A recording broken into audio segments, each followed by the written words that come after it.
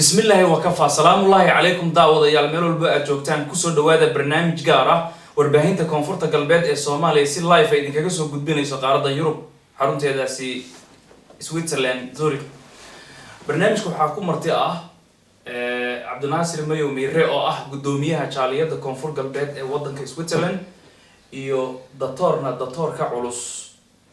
wax dibnaha un laga sheegtay darajadiisii doctor Abdullah Ibrahim Hassan Amandore oo isagu ah aabaha kaydka suugaanta afka mayga Soomaaliyeed ku soo dhawaada barnaamijka gaarka ah ee aan ugu magac darnay xasuuqi Bakool su'aasha ugu horeysa gudoomiye adiga ayaan ku weydiinayaa waayahan wararka inaga soo gaaraya gobolka Bakool ee koonfurta galbeed Soomaaliya waxa ka jiray dhibaatooyin u muuqda xasuuq arrimahaas maxaad kala socotaa bismillah horta aad iyo aad mahadsantihiin mahad ilaahay u sugnaatay kadib waxa horta kala socda in meeshaasi xasuuq ayaan dara ah laga geystay xasuuq ayaa geystay gudoomiye xasuuqa waxa geystay ciidamada new police ee hoos yimaada dawladda kilinka shanaad ee ismaamulka Soomaalida ay degtaan laakiin meeshaasi shabaab baa lagala dirirayay saan ogahay iyo dawladda federaalka kaabaya ciidamada AMSOM new police miyaysan kamid ahayn ciidamada AMSOM new police meel ciidamada AMSOM ay kaga mid noqotay horta caalamkana ma ogo annagana ma ogin golaha shacabkana ma ogo xukuumadda shacabka la laayay ka mas'uulka ah tan federaalka iyo tan koonfur galbeed ahaan inta labadoodaba waxay ka ogyihiin ma jiraan ilaa hadda dalka dawlad federaal baa ka jirta marka in kasto koonfur galbeed Bakool ee koonfur galbeed hoos tagto dawladda federaalka Soomaaliya maxaad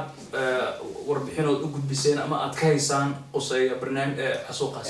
barnaamijkaas dawladda horta dawladda Soomaaliyeed ee federaalka ayada shacabka Soomaaliyeed meel walba ay joogaan kan mudug joogo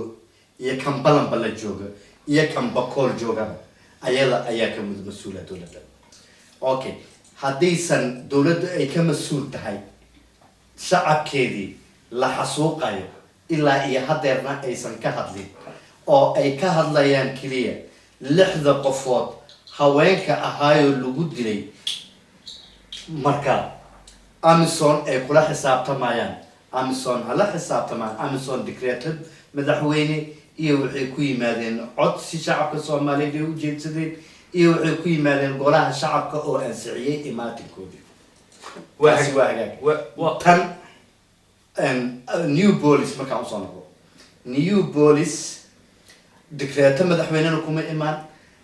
ansixin golaha shacabka ee ansixiyeen kuma imaan rabitaan ay rabaan koonfur galbeedna kuma aysan imaan maxay ku yimaadeen hada new maxay kala ku imaan karaan ka isweydiisid maskaxdaada ka shaqeysid ilaa adiga caqligiido aqli baad leedahay maxay ku imaan karaan waxay ku imaan karaan oo kaliya in ay xasuuq waayo waxaan musalsal ah iswato jigjiga ilaa iyo goday ilaa iyo Jubbaland ilaa iyo banaanka goday wax iswato waayo xasuuq aarsi ah lagu saleyn karaa waxaan ma ogi wax kale oo lagu saleyn karo absolutely ma jira waa kugu soo noqon doona gudoomiye Dr. Abdullah Ibrahim Amandore aad baan ugu faraxsanahay kulankaaga barnaamijkan caawa xasuuqa Bakool loogu magac daray warbaahinta koonfur galbeed Soomaaliya Bakool waxa ka dhacay baa la yiraahdaa xasuuq dabcan Bakool waxay ka tirsan tahay koonfur galbeed Soomaaliya waxay hoos timaadaa dawladda federaalka Soomaaliya dalka dawladda federaalka ka jirta maadaama aad tahay wariye rugcada siyaasi ah arrimahaas maxaad kala socotaa السلام عليكم ورحمة الله وبركاته الأستاذ وري آدم جريس إيو قدوميها جالية كوفر قلبيت ودنك سويسرلاند لما دين إيدا أمهاتنتين كلكم شرفتلي أو كون نسكو كويني أولين قدوه وهاي dad la dhibaatay ama la xasuuqay ee knool Bakool runtii la dareerni xasuuq oo lagu jeeysadii gobolka Bakool laakiin xasuuqun markii la jeeysaday way kaloo ku horeeyay xasuuq kale oo ciidamada oo new police ka raaw oo ay ku jeeysadeen gobolada dhexe ee ku jeeysadeen jiraan kan Bakool waxa way marne kaasal xiriir marka runtii way buah wal oo eed nasiib darro ee waaye oo xadgudub ee waaye oo ibn aadamnimo ku baxsan yalin sidii umadun am kala qoomiyadun ka nool gobolka Boqol khaasatan runtiina way buah bila aadmiga ad argaas way buah wal qiimo ka fadhiyo waaye marka dadkaasaytu oo ha ku duuleen goboladun oo Ethiopia ama bariga Ethiopia ku duuleen oo jeesadeen xasuuqaas runtii wallahi hilmaamo ma hordhaagna barnaamijkaas gudoomiyaha gudoomiye barnaamijkaas xasuuqa runtii way buah wal isku dabheerow ma wal taariikhda la qoraa waaye dadkii oo jeesadeen xasuuqaas dad oo la xasuusnaado doono ebadye laakiin doctore adinku waxaad sheeganaysaan xasuuq in ay geysteen Neapolis laakiin meesha waxaa ku jirta iyaguna waxay leeyihiin waxaanu la dagaalameynay al-shabaab oo adduunku u aqoonsan yahay qolof argagixiso ah oo macnaheedu nabadda geeska Afrika halis ku ah marka arrintaasi maxaad ku maareynaysaa okay warkasta walaalay sababay kor hatta haddii oo la raaw shabaab meel la dagaalamay haddii la raaw Soomaali way roogay dad oo leeyahay talagalay iyo shabaabka la dagaalamo oo kumid yihiin AMISOM ama ciidamo dawladeed ama ciidamo oo koonfur galbeedyada la tahay laakiin walaal Neapolis lilay AMISOM na dawladda maamul goboleedkana ma ka jiraan dawladda dhaxal ma ka jiraan waa ummad kale oo dawlad kale leh oo xuduud u lana marka idinku waxaad u fahamsantii oo xuduudka ku gudub oo xuduud kale han gudub marka idinku waxaad u fahamsantiin Neapolis in ay tahay macnaheedu qabiil is urursaday isla markaana argoosi qabiil Boqol dadka ugu xasuuqay aan shabaab aanan u jeedin macnaheedu saasa dadkaasi dad oo leeyahay talagalay shabaab ma beeba dadka shabaabka leeyahay talagalay waa bukeen sheegay dad dawlad ee jiraan oo shabaabka nidaam la dagaalamayo AMISOM meel roogto laakiin haan مليو كوين مليو إنجيلا ما مركو راسي ويبوا ولا هم تبل واي أما كان ويبوا دت أو بالكبر فداي ميو قاعدة دتكون ميلون روجون ميو أرجن دت أو إلى اليوم أما كان حب ورديو الله هاي مركيو أرجن يشعب كي ما تدي ميل كنولتي يوليو دلين يوليو بركعين كويلا مركا هدي وساس كدر يرانا مركا دم وي كويسة بقول دم دم تيان كيرنا marka way baa fayle way buu taasito hadda in ku hortag xoog badan la sameeyo macna ciyaar inta in qaad daarinta ma doctor waa maanta kugu soo noqon doona gudoomiye dabcan dawladda federaalka xildhibaanaha ku leeyihiin wasiiraad ku leeyihiin haddana maamul goboleed baa idin dhisan dawlad goboleed koonfur galbeed Soomaaliya maanta iyadu ka mas'uul ah gobolka Boqolna waxa uu ka tirsan yahay South West State of Somalia aw dadkii dawladda federaalka ku jiray آذن أستاذ آذن آد وحاب يويدي سؤال آد لحال قلبه أقول التاريخ تأمل بالذهب وقرميسو سؤال شال جواب تيدي برلمان كحبنا بوحة أيام كلنا دولة كافور قلبات هي برلمان كمسؤولين تكوجري وحان إسلامنا هاي ما هندي هي كدبوشين ما شعب كلا دمية يعني شعب كولا أهين ما أيك عدد كيدرا كتابة وقدرتي مساكين تاس ماشي الدمية أي سنة هين أو وزير أريما جودها نكهرلين وزير كأريما أمن جانا كهرلين وزير كي دستور كان لكن صوت يوجه اللوايين محيطها ما برشنا إن أوجانو ما برشر يعني دلوع جان ربنا إن أوجانو ما برشر واي يوجه اللوايين ضدك أي مثليان ما أركز كراسة يكون جوجان صوت هذه الحسوقي وجه اللائين إذا عضها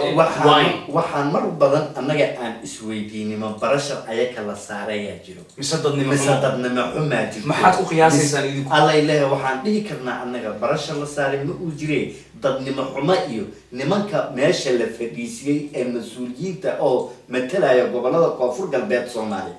ama xildhibaanada ha ugu jiraan dabcan dadkaas alla ilaahay nin ka hadlay waxaa jira hal nin oo golaha baarlamaanka ka tirsan inuu golaha baarlamaanka ka tirsan in kala xataa ma hubo wasiirkii hore ee waxaa ka hadlay gudoomiye marka laga yimaado dawladda federaalka dawladda koonfur galbeed waxaa madaxweyne ka ah Shariif Xasan Sheekh Aadan saddexda gobolada dabcan wasiiray leeyihiin xildhibaanay leeyihiin kulli dabcan ciidamana way leedahay dawladda koonfur galbeed sababta ma ka hadlay madaxweynaha marka madaxweynahana ka hadlin madaxweyne ku-xigeenaana ka hadlin golihii guurtida dadka ka dhashay sababta gaari waayeen maxay tahay taas waa adigu waxaa tahay gudoomiyaha jaaliyada Soomaaliya ee Switzerland tahay Soomaaliya marka hadalka sababta maxay tahay dabcan mas-uula tahay qofka mas-uulka ana contact fara badan ayuu la sameeyaa mas-uuliyiinta kale ee gudaha dalka sababtis badan ayaa la sameynay waxa keenay dhibaatada in ay dadka meeshaasi u sabab noqoto nimanka dowladda koonfur galbeed ka tirsan qaasatan mas-uuliyiinta ka ah gobolka Bakool nimanka lagu magacaabo Cabdinuur Maxamed Xasan oo arrimaha amniga u qaabilsan iyo gudoomiyaha degmada gobolka Bakool Maxamed Macalin nimankaas ayaana lagula xisaabtama dhibaatada dadka geystayna nimanka u soo horseeday labadaasi nin waay dowladda koonfur galbeed Soomaaliya nimankan waa niman u soo shaqeyn jiray hadadigii ururkii Arare oo niman loo dhiibay meesha lagu magacaabay ahmoogiye niman u qalmana aanan oo macni mas-uuliyiinta dowladda federaalka ku jira ee koonfur galbeed ka soo jeeda koonfur galbeed ka soo jeeda ugu soo noqon doona gudoomiye ugu dambeyntii Dr. Cabdullaahi barnaamijka gabagaba ayuu inoo maraya sida aad ka dhawaajisay hadda ka hor Galguduud New Police waxay ku dileen dad Soomaali ah oo maamulka Galmudug state hoos yimaada dabcan hadda agoonna ayay leeyihiin waalidiin fara badan ayaa macnaheedu ilmo fara badan ayaa waalidiintooda sida aabe iyo hooyo intaba dhintay New Police sabab ah maxaad is leedahay haddana Bakool ay dad ku dhameeyeen maxaad is leedahay ugu dambeyntii in xal laga gaari karo arrintaas in lagu soo gunaado in state grisa waxa markala eediyada ma hadsanta runtii way buaha Ethiopia am federaalka Ethiopia dowladda ku dhisan am kala dowladda xaliin am kala way buaha maamul federaal ee okay Soomaaliya way balata dowladda dhexe iyo dowladda federaal ee jiraan dowladyaalkaas markiyo godobtun oo kala la shalgalo way feelee way buaha heer wasiir am kala xataa heer agaasim ama heer diblomaasiyadeed lamada dowladood ee dariska intiiskooya dhibaato walaagidin wada duhu walaay qasaare ee lishal jeesidiina magdhowtii inta la shalqaado dadkana way buaha xuduude ka nool oo nabadgeliye oo dowladnimo in leen wada noolaado taasa fay lahayti haddana runtii xalka kaasle way sababtoo way buaha nimo isku dareergeed ka xasuuqaan bari nagadaay la dagaalamo soo makasaasoba shalay walaay dadkii walaal ku dileen bari ma argaas marka arintun way leeyahay xalay kore way buaha New Police lama ku hiraayaan laakiin dowladda Ethiopia in leen sheego oo dowladda ay sheegto hab federal iyo hab dowladnimo habkaas diblomaasiyadeed iyo walaal arintun la karoojiyo laakiin doctor ugu dambeyntii adoo ku haysta dowladda federaalka xildhibaanada ku jira koonfur galbeed ka soo jeeda marka laga yimaado dowladda federaalka waxa madaxweyne ka ah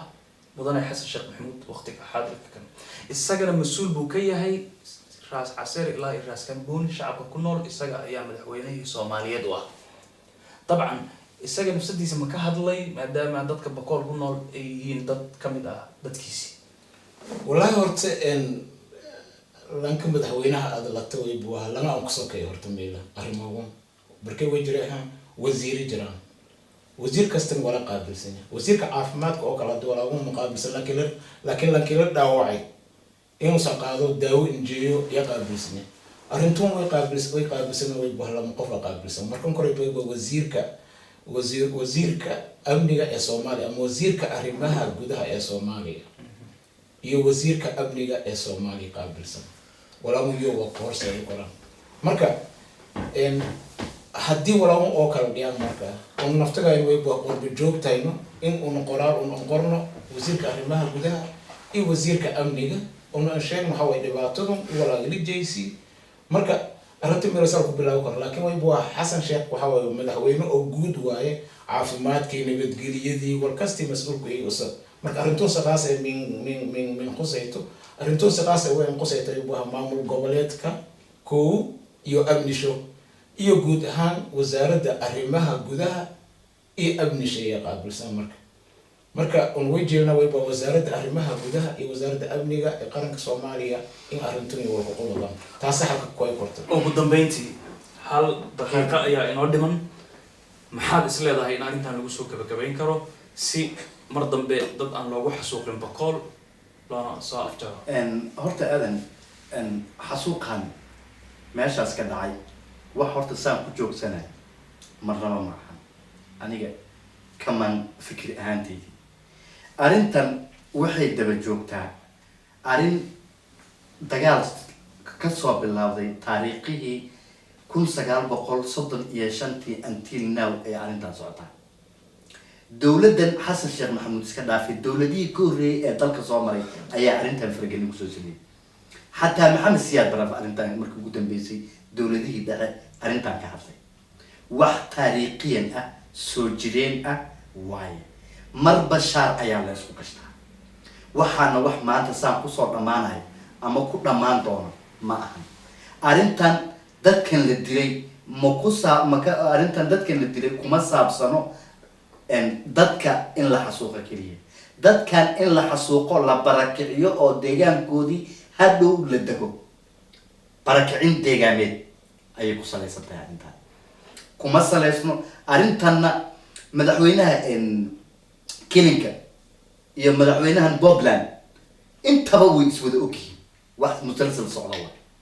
okay musalsalkan socda dadkii mas-uuliyiinta ahaa ee dadkii u dhashay ee dalkii matalaya arrimaha gudaha iyo arrimaha dibadda arrimaha gudaha iyo amniga ayakay horta mas-uuliyad ka saaran tahay mas-uuliyadoodii ayay gudan waayeen nimanka halka waxay ugu wuxuu ma in la dagaalamo mise in la halka Soomaaliya dagaal way ka soo daasho dagaal Soomaaliya uma naqmo waa halka waxa waay in la isku yimaado maxaa jira la dhaho taariikhdan soo jireenka ee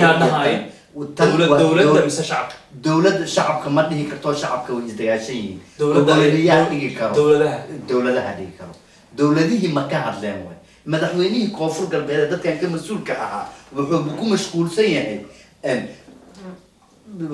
mashquulsan yahay magacaawid iyo dad iyo dowladii ilaa iyo hadda uu dhisay uu kala socodsiin lahayaa حتى مدعويني كوفر قلبي شعب كي أصدق أو مسؤول كا أو كارد إسكندر في أفريقيا لما تسع أصدق معلوم ما يقصي صعب مدعويني كوفر قلبي الشريف أوكي نمك أو مسؤولين تقلوا شيء جاي حتى أنا على المسؤولين واي قولي هذي مسؤولون خيرين ما كانوا تسوي شيء منه كوفر قلبي لنا هاي حاسة إسكندر ورقمنا واسم كنا واسمنا أوكي نمك مسؤولين تكوفر قلبي كا نم إلا يحدد وحي الله اتمري شعبك اي وديبتين قبطي الله إليه هل حبا كجلو ما دي كرنا مات مدعوينا ugu yaryahay waxaad ugu baaqaysaa hadda dowladda federaalka iyo ma arkaysa gabagabadii dowladda federaalka iyo koonfur galbeed Soomaaliya waxa ugu baaqaa shacabka masaakiinta ahee la dhameeyay ee mas'uuliyadda ay ka yihiin Ilaahay subhanahu wa ta'ala uu kula xisaabtama adduun iyo aakhirana waa mid ayaga hortaalo shacabkii ay in ay shacabkaasi maciin bidaan samata bixiyaan horumarkoodii dhaqaalahoodii caafimaadkoodii shacabka in ay ka fikiraan annagana habeen imaanan dawladda la shaqeynayna oo aan leenahay hiliyo oo la garab taagana oo aan fikradeena bixinayna ayakina ayagiyaa wixii ka bixin lahayn habeen walba guursi wasiiradii koonfur galbeed ee loo eedo waa ayaan daro waa hore loo socdaa mise salka laga bilaabaa waa lagu tilmaami karaa ma jiraan dawladda koonfur galbeed Soomaaliya waxaan leenahay mar labaad iyo mar saddexaad iyo mar afraadba waxa aad shacabka ku wadaan waa in aad ka dhaaftaan wixii ay shacabka idin idfadeen ay shacabka idin doorteen waa inaad ka soo baxdaan haddii aad rabtaan inay dadka iyo dalka iyo taariikhdaba idin xusto sida dad qaarkood haddaba idin ka mid ah oo wasiiradana ku jiro xildhibaanada la soo wada hadda ku jiro sida aan warbixinta ku helayno dad macquul ah ku jiro ma ahan in meesha la iska fadhiyo marka aniga intaas ayaan ku soo gabagabaysnaa waa tahay daawadayaal waxaad daawateen barnaamijka gaarka ahaa ee loogu magac daray ama loogu wanqalay xasuuqii bakool koonfur galbeed Soomaaliya iyo Newbolis barnaamijka waxaa ka qayb qaadanayay labada mas'uulka sare ee kaydka suugaanta Soomaaliyeed Mayga Dr. Cabdullaahi Ibrahim Xasan Amandori iyo guddoomiyaha jaaliyadda koonfurta galbeed ee soomaaliya dalka switzerland qaaradda yurub doctor guddoomiye cabdulaahi mayow meere cabdinaasir mayow. waxaana barnaamijka idin xidhiidhinayay anigoo ah ustaad aadam increase, islamarkaana kamarada waxaa inoo hagayay wariye sare fuaad maxamed abuukar oo taqaanaan asharo. barnaamijkan waxaa si toos aad uga daawateen warbaahinta koonfurta galbeed ee soomaaliya KGS shanta Soomaaliya mandorey.com iyo Baidoa News. waad ku mahadsantihiin marti galka aad naga yeesheen. aad iyo aad u mahadsantihiin.